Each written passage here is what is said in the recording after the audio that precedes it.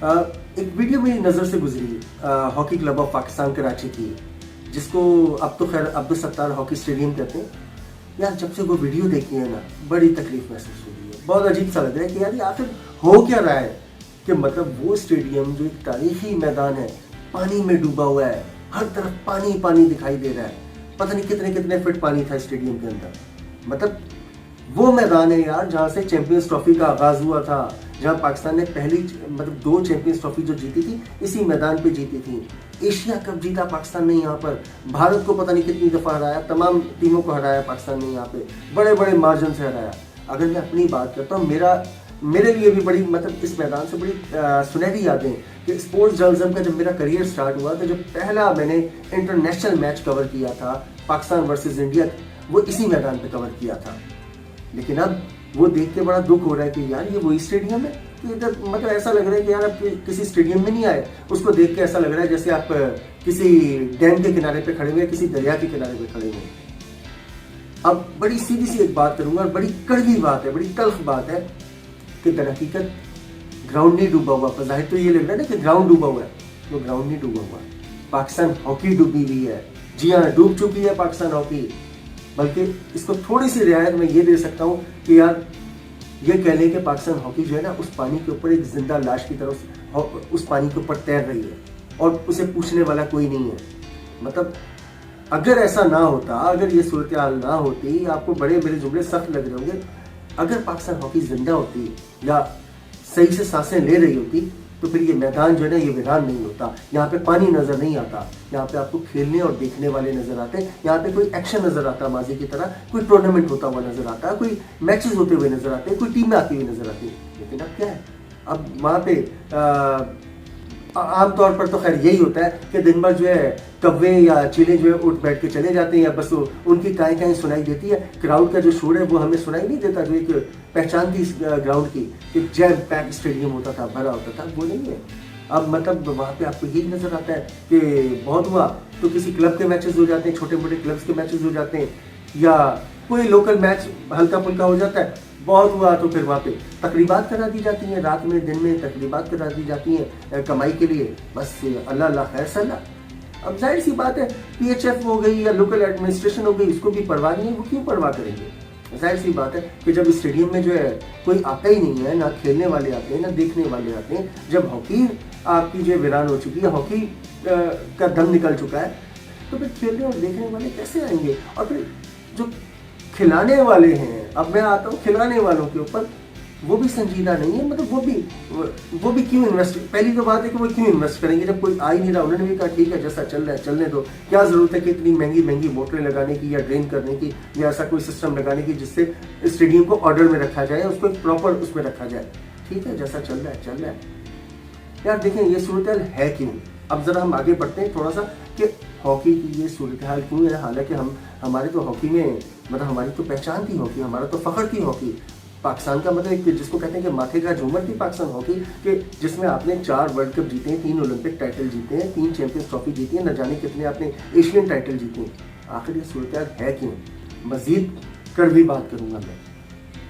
عام طور پہ ایک مثال سنی جاتی ہے کہ کسی چیز کو جب مطلب جو مردار خور ہوتے ہیں، مردے کھانے والے پرندے یا جانور ہوتے ہیں، وہ بھی انتظار کر رہے تھے کہ یار دم نکلنے دو، پوری طرح مرنے دو، پوری سانسیں نکلنے دو، اس کے بعد ہی چیر پھاڑ کرنا یا اس کے بعد ہی نوچنا. لیکن یار بات جو ہے نا اس سے بھی آگے نکل گئی ہے، بلکہ میں یہ کہوں گا کہ بات جو گدوں سے بھی آگے نکل چکی ہے. ابھی ہاکی ٹھیک ہے چاہے وینٹیلیٹر پہ پڑی ہے یا کوما میں پڑی ہوئی ہے، 2-4 سانسیں جو بھی باقی ہیں، لیکن اس سے پہلے ہاکی کو نوچنے کا سلسلہ جو ہے نا، اس کو چیر پھاڑ کرنے کا، گھسیٹنے کا سلسلہ وہ کئی سال سے چل رہا ہے. اور شاید یہ جب تک ایک سانس جو ہے ہاکی کی نکلنی جائے گی، میرا خیال یہ سلسلہ چلتا رہے گا. یہ صورتحال ہے کیوں.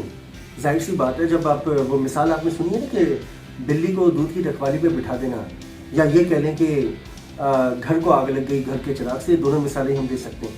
تو ہاکی کے ساتھ بھی تقریباً یہی صورتحال ہے کہ جن لوگوں کو ہاکی کی ذمہ داری دی گئی، یا جو فیڈریشن میں آتے ہیں، میں بالکل اب کھل کے بات کرتا ہوں، کریز سے باہر آ کے کھیلتا ہوں، یا یہ کہنے کہ ڈی سے باہر آ کے کھیلتا ہوں، کہ جن لوگوں کو ہاکی کی ذمہ داری دی گئی یا جو آتے رہے، وہ یا تو دوستیاں یاریاں نبھاتے رہے، زیادہ تر میں سب کی بات نہیں کرتا، یا تو دوستیاں یاریاں نبھاتے رہے یا ایک دوسرے سے جو ہے اپنا سکور سیٹل کرتے رہے یا اپنی وفاداریاں نبھاتے رہے کہ ان لوگوں کے ساتھ جو ان کو لے کر آئے تھے.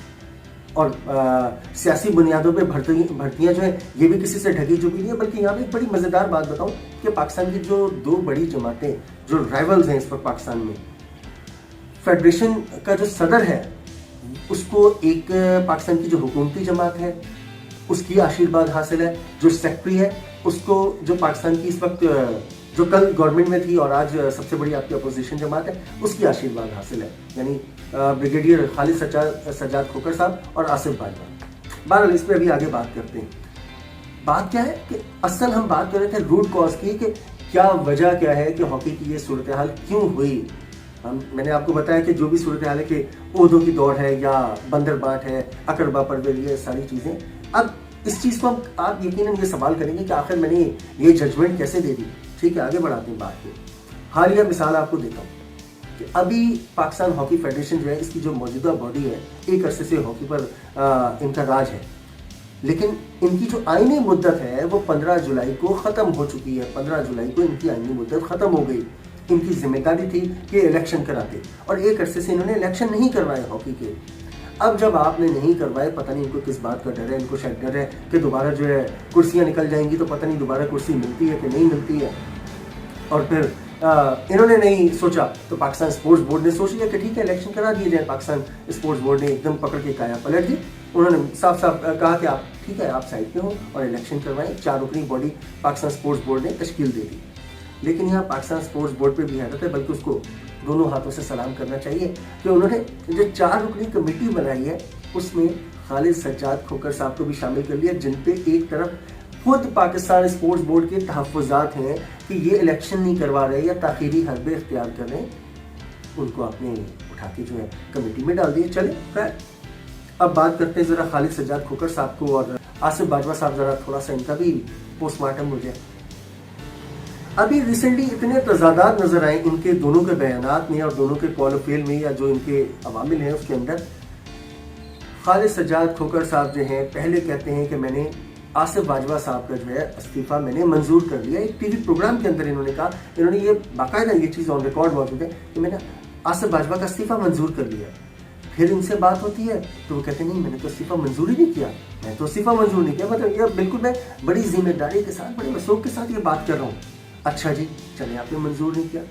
میرے بھائی جب آپ نے ان کا استعفیٰ منظور نہیں کیا تو سعید خان کو کس کی جگہ لگایا تھا آپ نے؟ آپ نے کہا کہ سعید خان جی وہ سیکٹری ہیں, آپ نے سعید خان کو لگا دیا. اچھا چلو سعید خان, مطلب ایک ہوتا ہے کہ یار آپ فیصلے کرتے ہیں اس طرح کے اس کے پیچھے کوئی سینس نظر آ رہی ہوتی ہے, پتہ نہیں آپ کو خود نہیں سمجھ آ رہا کہ آپ کیا ڈیسیجن لے رہے ہیں. ابھی سعید خان کی بات کرتے ہیں, 2 دن بعد پتہ چلتا ہے کہ آپ نے حیدر حسین کو جو ہے ذمہ داریاں سونپ دی ہیں, حیدر حسین کو آپ سیکٹری بنا دیتے ہیں. پہلی بات تو یہ بار بار جو آپ تبدیلی کر رہے ہیں آپ کی کنسسٹنسی نظر نہیں آ رہی. یہ ایک اپنی جگہ کوسچن مارک ہے. پھر ایک بڑا کوسچن مارک یہ ہے کہ آپ فیصلے کس حیثیت میں کر رہے ہیں. آپ کی تو مدت ہی ختم ہو چکی ہے, آئینی مدت آپ کی بطور پریزیڈنٹ ختم ہو چکی ہے. آپ کس حیثیت میں فیصلے کر رہے ہیں. اچھا اب بات ہو جائے ذرا آصف باجوہ صاحب کی. آصف باجوہ صاحب اب سے کچھ عرصہ پہلے استعفیٰ دیتے ہیں. شاید ان کو نظر آ جاتا ہے کہ کیا صورتحال ہونے والی ہے, پاکستان اسپورٹس بورڈ کی طرف سے شاید پریشر آنے والا ہے, واٹ ایور دا ریزن, وہ استعفیٰ دے دیتے ہیں. لیکن استعفیٰ دینے کے بعد بھی میں آپ کو بتاؤں کہ وہ پاکستان ہاکی فیڈریشن کا جو سیکٹری کا آفس ہے اس کو یوز کر رہے ہیں, وہاں پر موجود ہیں. بھیا کس حیثیت سے موجود ہیں آپ وہاں پہ جب آپ کا عہدہ ختم ہو گیا آپ, اور بعد میں وہ مطلب بزے دیں کہ میں ابھی بھی سیکٹری ہوں حالانکہ وہ استعفیٰ دے چکے ہیں. مطلب یہ کیا چل کیا رہا ہے پاکستان ہاکی کے ساتھ یار. مطلب آپ کو اگر عہدوں کا اتنا ہی لالچ ہے, اتنی آپ کو ضرورت ہے عہدوں کی, تو جائیں یار آپ سیدھا سیدھا الیکشن لڑنے. ویسے بھی آپ کی دونوں جماعتوں سے قربتیں ہیں. آصف باجوہ صاحب نے پچھلی بار پاکستان تحریک انصاف کی طرف سے کینڈیڈیٹ تھے الیکشن میں, اور جو خالد سجاد کھوکھر صاحب ہیں یہ پاکستان مسلم لیگ نون کے جو رہنما ہیں ان کے رشتہ دار ہیں. تو ٹھیک ہے پھر آپ یار سیدھا سیدھا جائیں ڈائریکٹلی. آپ مطلب میدان سیاست میں جا کے کھیلیں نا, ہاکی کے ساتھ نہ کھیلیں. آپ ہاکی کے ساتھ کھیلنا شروع ہو گیا. یہاں تو آپ کو کھلانے کے لیے لایا گیا تھا, آپ نے ہاکی کے ساتھ ہی کھیلنا شروع کر دیا.